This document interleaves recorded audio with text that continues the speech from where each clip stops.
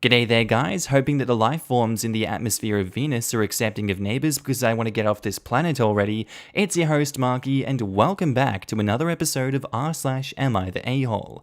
If you love today's content, I want you to tell me what you think about it down in the comments below. Sit back, relax and enjoy the show. Thank you.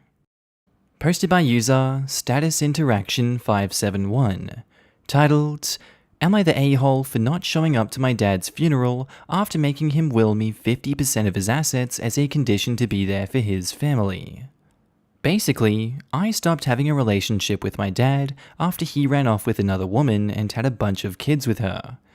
I was 13, old enough to choose, and decided to live with my mum full-time after I couldn't tolerate his girlfriend's presence anymore. I was a miracle pregnancy. Conceived after 12 years of marriage and 8 years of trying, so I've no other sibling.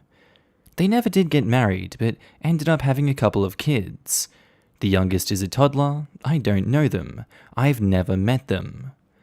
10 years later, I get a call from the girlfriend sobbing, claiming that my dad was sick and wanted to talk to me before he died.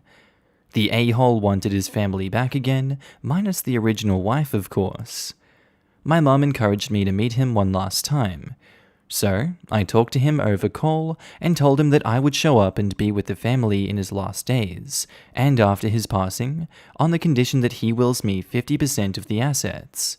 I would only agree to meet with him in the presence of a lawyer in an official capacity. He was desperate, so he agreed. I knew he would never give a single penny to my mum, so this was the only way for me to secure 25% of his estate for my mum. She worked her ass off to support him for 10 years, only to get discarded for a younger model. He agreed. I showed up to the meeting. The lawyer was present, and the girlfriend kept sneering at me. I didn't care though. I walked out happy, and as my good luck would have it, my dad slipped into a coma 2 days later, never to wake up. His girlfriend kept calling and texting me to help her out with the funeral. I blocked her number. The other day I ran into her at the bank. She confronted me and called me a horrible gold digger. According to her, I was the reason my dad was never happy and present for his new family. She also blamed me for all of the problems in their relationship and that I betrayed my father on his deathbed. Am I the a-hole? Edit. Mum never got a fair settlement during the divorce. He hid assets, spent a fortune on his mistress, from the marital money and my college fund, and fake filed for bankruptcy. I guess that just confirms that he's a real piece of work as well. Like, he's really done you no favors your entire life, and I can't blame you for feeling the way you feel about him.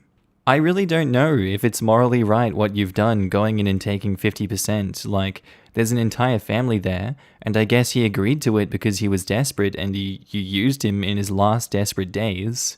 There's just so many morally reprehensible or questionable actions going on in this story. And just for that, everyone sucks here except your mum. Like, she's the one that screwed the most in this situation. Yeah, she's getting 25% now through you, but I don't think that makes up for what she's had to deal with in her lifetime. Life really just isn't fair, and I don't know what to say. Everyone sucks here in this situation. That's just a mess. Everyone sucks here, but I'll tell you what, brother. If my dad had money, I'd do the same thing. Sister, says OP. You're a queen and don't forget it. What a healthy interaction. You love to see it. What you did was a tad a-hole-ish, but I tell my kids all the time, sometimes you've got to be the villain in someone else's story so that you can be the hero in your own. I love a great karmic revenge story. You got revenge for your mum, and the girlfriend got her karma. You're essentially justified in what you did. Your absentee dad and his girlfriend figured that you should be their dog's body and provide support to a family you've never met when he dies. Excuse me, what? 2 grown-ups figured they'd manipulate a child despite 10 years of crappy parenting, and you manipulated a selfish man to give back to your mum. You made a hard choice, and you and your mum are gonna be better for it, not the a-hole. Times like this is when a justified a-hole is needed. Everyone sucks here, mildly. Your dad sucks for leaving your mum and choosing his new family over you. All those years with no contact for him only to call you on his deathbed wanting to make things right. In my opinion, that's selfish. It was done just to give him peace of mind, not to apologize to you or mend your relationship. You and your mum are entitled to half of his assets, but you promised to be there for his girlfriend and your step-siblings in his last days and after his passing. Not honoring that promise sucks on your part too, but I can sense how much resentment you have for him and his new family, which is something I can't blame you for. I would probably feel the same way too. You know, on any Reddit post that I read which concerns a promise or request of a dead family member, it's usually said that honoring it doesn't really matter since the person is now dead, that they aren't going to know, and that why should it matter now? Sure, but in this case, the promise was made in the presence of one of the people affected who is still alive.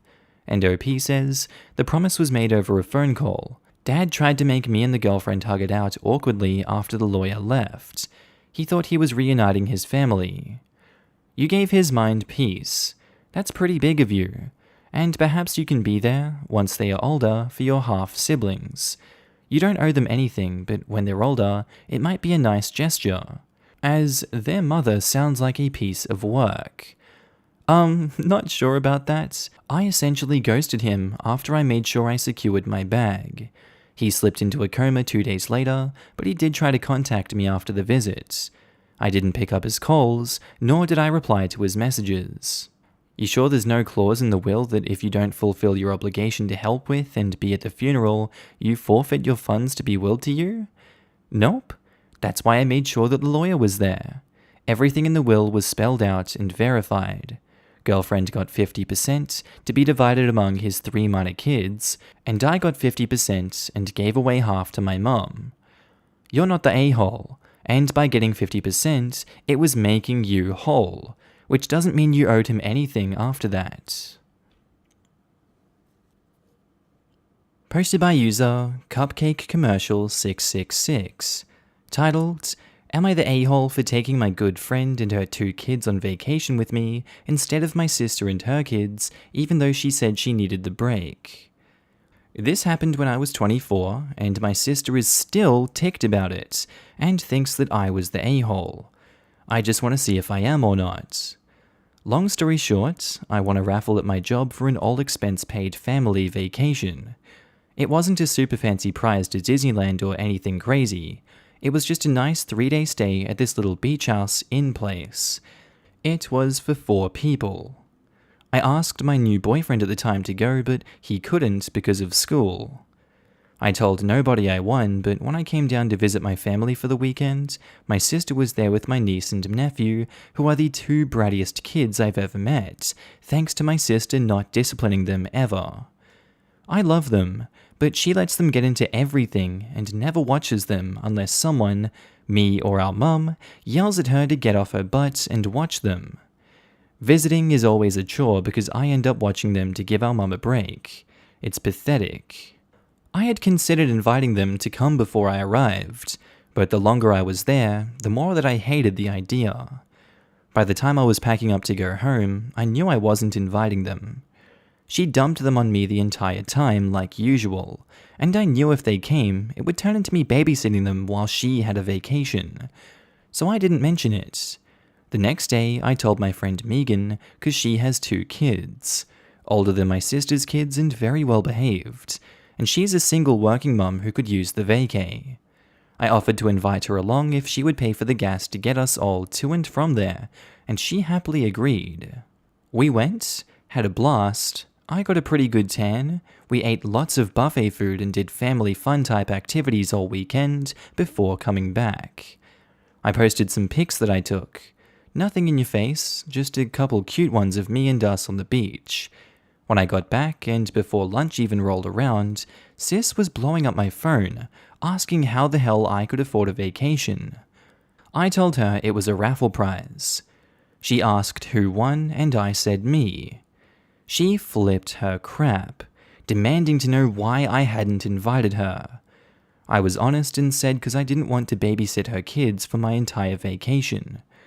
She called me an a-hole, said I knew she needed a vacation, and then hung up on me.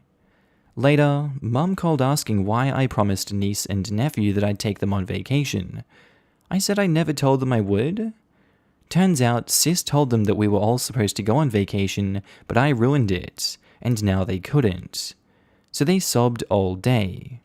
I explained my side, and Mum said that I was mean to not invite my sis, niece, and nephew, but she dropped it after I said I wasn't babysitting my whole vacation. I could have invited them, but I just didn't want to. Sis thinks that family should come before friends. Am I the a-hole? Really, all it boils down to is you knew that you were going to be babysitting the kids, and that vacation would be ruined for you because it wouldn't be a vacation. You chose the better option, and you're an adult, and you're allowed to do that. Your sister is horrible for telling the kids that they were supposed to go on vacation, but you sabotaged it and they cried all day. That's really not good parenting on her side. She doesn't sound like a good mother for using them as pieces against you. I wouldn't feel bad about this if I was you. I would probably distance myself from that sister of yours for a while. She sounds like a piece of work, not the a-hole. Edit. To those feeling sad for my niece and nephew for getting lied to about a vacation, it's all good. I took them to the kids' play place this weekend after my vacation. They ate pizza, played card games, got to climb this huge indoor jungle gym thing, and even ride a couple of kiddie rides. They had a blast. They forgot all about the beach, lol. Edit 2. To those saying that you should have just lied and said you saved up for the vacation, if I did that, then my sister, who thinks I secretly make 6 figures at my above minimum wage job, would have started hounding me for who the hell knows how long for a loan that I wouldn't ever get back even if I could afford to give it. It was a lose-lose situation. Edit 3. Oh my god, guys, I didn't force my friend to pay for all the gas like some jerk. She paid for the gas and I paid for everyone's food and drinks to and from the vacation. We stopped and got breakfast on the way and got lunch on the way back. We took my car there since hers guzzles gas and mine doesn't. We each decided these things together. Not the a-hole. Your sister lied to your family to get them on her side because she knew damn well your reasoning for not taking her was legitimate. Screw your sister. You don't need her. If she wants to stay mad at you for her inability to be a parent, then she can stay mad at you. You do you. Live your best life. Plus, from the way it sounds, you gave Megan a very well-deserved vacation. Megan and my sister have very similar situations, which I find unfair because, unlike my sister, Megan did everything right and shouldn't have to bust her ass working multiple jobs to support her kids. Her husband was a piece of trash, and I hope he saw the pics of us on vacation with her, living her best life. Hell yeah, not the a-hole. Megan sounds like a great friend with great kids that you want to go on vacation with. Your sister is the person who has kids that you would only want to be around on rare occasions. Parents who refuse to parent suck, because it makes everyone else miserable trying to parent their kids for them and putting up with the chaos that they create. Not just that, but those kids grow up to be a-holes who thinks the world that should revolve around them, because it did for their parents, didn't it? And everybody always paid attention when they were bad, so they just keep it up into their teen years and adulthood. Nope, not the a-hole. Your sister sounds lazy and entitled as hell. Vacations are supposed to be fun and relaxing, not stress-inducing and another level of hell. Oh, I'm sure it would have been fun and relaxing, for her. Meanwhile, I would be stuck watching 2 under 10-year-olds, ensuring that they don't get heat stroke or drown. Posted by user No Hot Dog For You. Titled, Am I the a-hole for keeping a lady's food because she didn't tip me previously for flirting with her husband? So I work for a food delivery service. Not one of the big, well-known ones, but one that's only in certain areas of my state. The area I mostly get deliveries in is a smallish new town, just so you understand why this was even possible. So a couple weeks ago, I delivered food to this lady's house. The husband was apparently grabbing a package off the porch when I arrived. We ended up chatting a bit and were joking around with each other, just enjoying each other's company for a few minutes. Shortly after leaving, I got a nasty message about if I expect tips to not be acting like a tramp and hitting on other people's husbands, and she left me a $2 tip, the lowest amount allowed. It really sucked because since this is a small town, still being developed, there's really not any food places nearby, meaning it took close to an hour of driving to get their food to them. Anyways, about a week later, I got a delivery to the same house. I figured I probably wouldn't be getting a tip again, since she could definitely see it was me. And considering the lady even insulted me last time, I said F this and kept a few parts of their meal. Figured I'd enjoy lunch on her to make up for the lack of tips and the rude attitude. Anyways, I was talking to my friends about this, and some of them said it did sound like I was hitting on the husband, and I shouldn't have done that. And that I shouldn't have kept their food this time because I kind of deserved her stiffing me and sending me that message. A few of them defended me, but the others thought that I was being an a-hole. So Reddit, what do you think? Am I the a-hole? Edit to add, because for some reason I can't reply anymore, and these are some common questions. I didn't think what I said and did was really flirting and or hitting on him. I casually complimented him and his muscles and said something that was meant to mean his wife was lucky. I considered the $2 tip not tipping because the app doesn't let you get tipped less than that. In certain situations, the minimum required tip is actually higher.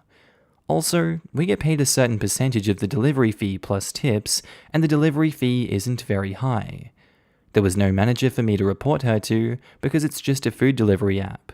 They place the order, we pick it up, and actually order it too, and deliver it. It tells you the address it's going to after you pick up the food, so I couldn't just reject the delivery. Edit 2, because people kept asking for it, I did playfully touch his arm, but just for a second, and the something that was meant to mean his wife was lucky was something along the lines of, "Too bad you're married. I'd love to have someone like you as my husband." But in a joking way.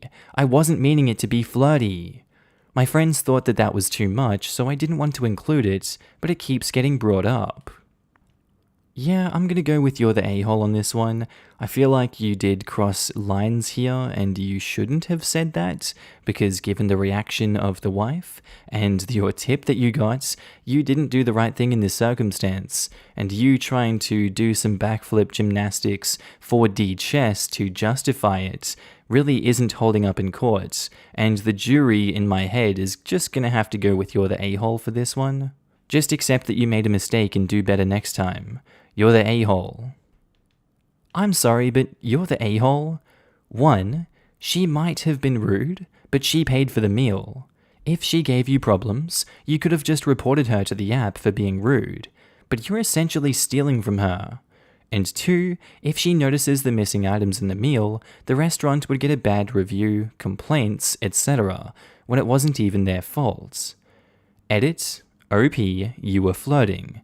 You're just trying to play it off as if you weren't, which no one is believing. The woman was well within her rights to tell you off, and frankly, I'm surprised she even tipped you after she found out that you were flirting with her husband. I wouldn't have tipped you. What I would have done is report your unprofessionalism. P.S. By not including it in the original post, you were trying to get the not the a-hole vote just to validate yourself. Also, I'm assuming you had to rifle through the customer's bag to take out a few parts of her meal, which is disgusting and unsanitary even outside of a global pandemic. A lot of places around me now tape up the bag. I hope they start to do that by OP. Like, they have specific stickers for both bag and lid, so you can see no one opened it. Sticky enough that you really can't take the sticker off without ripping the bag or sticker. Posted by user Throwaway7969, titled, Am I the a-hole? Friend is always late, so we give her an earlier time. She actually showed up on time and is ticked. Our friend Isabel is usually 1 to 2 hours late to anything we do because she's unorganized and spends an excessive amount of time getting ready, which she tries to do last minute. We got sick of waiting 1 to 2 hours every time we go out, so we'd start telling her to show up at 4 when we're actually meeting at 5:30. We did this like 3 times, and she was usually like 10 minutes late still. Well, Here's the problem. We were meeting up last night and told her 6:30 last night, and we were actually meeting at around 7:45. She showed up 25 minutes early and is fudging ticked that we did this. She found out that we gave her the wrong times intentionally. She says that we're a-holes and she felt betrayed. I told her it's her own damn fault for being hours late consistently, and it was the only way to get her on time. Am I the a-hole? I'm gonna go with no for this one. That's some pretty solid reasoning. I feel like she's been an a-hole for consistently being 1 to 2 hours late. I feel like even past an hour late, half an hour late, that's kind of egregious. I know I have been guilty of that in the past, and I've felt bad for it, and I've intentionally made steps to make sure that I'm not late like that again, because that's so rude and inconsiderate to your friends.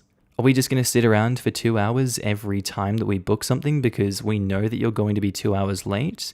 Like, way to ruin the day for us. Way to waste all of our time.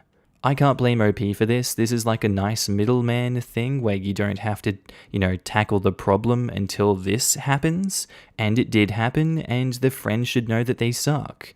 So I'm going to say that you're not the a-hole. Not the a-hole? Being chronically late is a sign of selfishness and not valuing or respecting other people and their time. If she was late because she was caring for a family member, or work runs her ragged, or she had some medical disorder that randomly required treatment, then you would be the a-hole to some degree. But this girl is doing her makeup and hair, or whatever, and just doesn't care.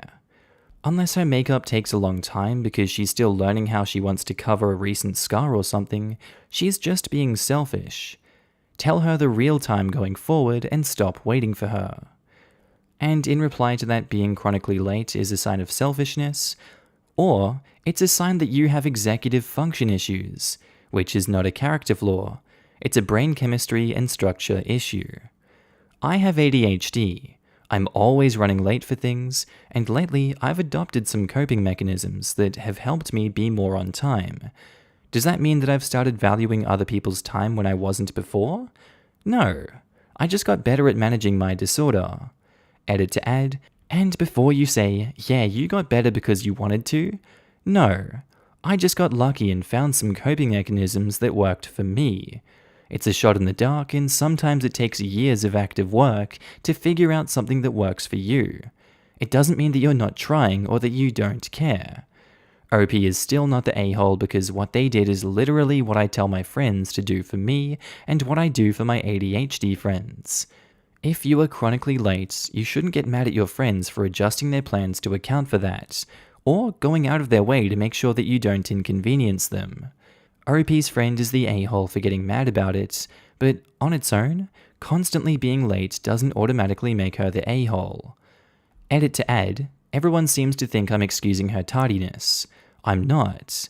No one with ADHD and a smidgen of consideration thinks that their disorder makes them justified in being late, but it also does not make them an a-hole.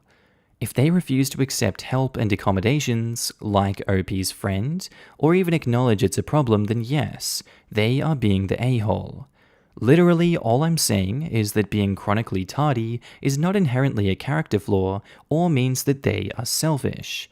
Y'all seem to think that any lack of consideration is deliberate and a sign of bad faith or selfishness.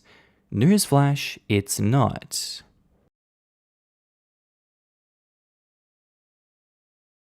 Okay, and I think that's where we're going to end today's episode, guys.